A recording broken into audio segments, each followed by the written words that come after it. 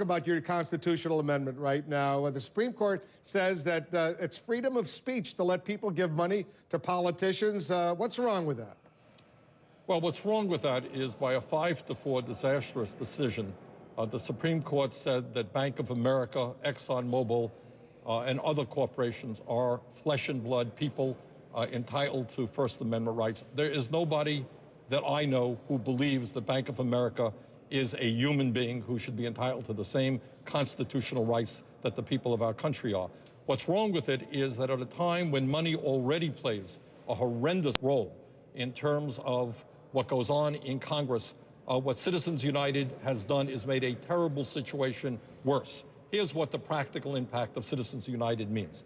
What Citizens United means is that corporations can pour hundreds of millions of dollars into television ads, radio ads, other forms of advertising to defeat those candidates who stand up and take them on. It also means, obviously, they can support those candidates who support their agenda. What it means now is you're going to have an unprecedented hundreds and hundreds of millions of dollars coming into the political process, controlled by the wealthiest people in this country and the largest corporations. That, to my mind, is not what American democracy is supposed to be about. I just will tell you this.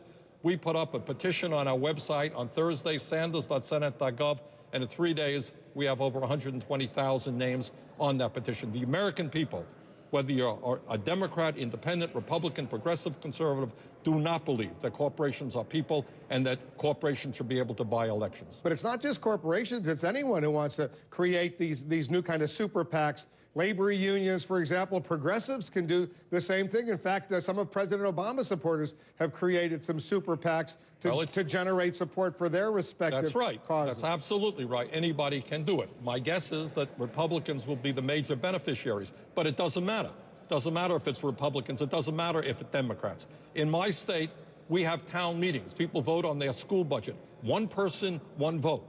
People fought and died to defend democracy in this country, with the understanding that all of us together are what makes the democratic process real.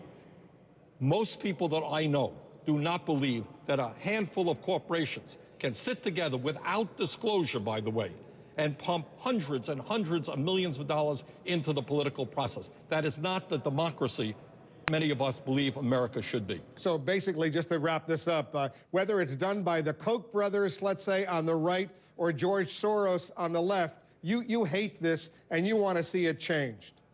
This is going to be a real blow to the American democratic process, no matter who is funding it.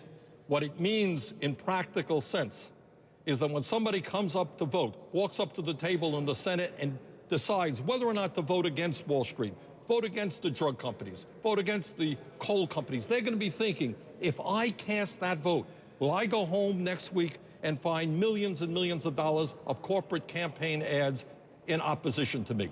So it's going to allow the big money interests in this country, who already have enormous power, to have even more power. We're out of time. Very quickly.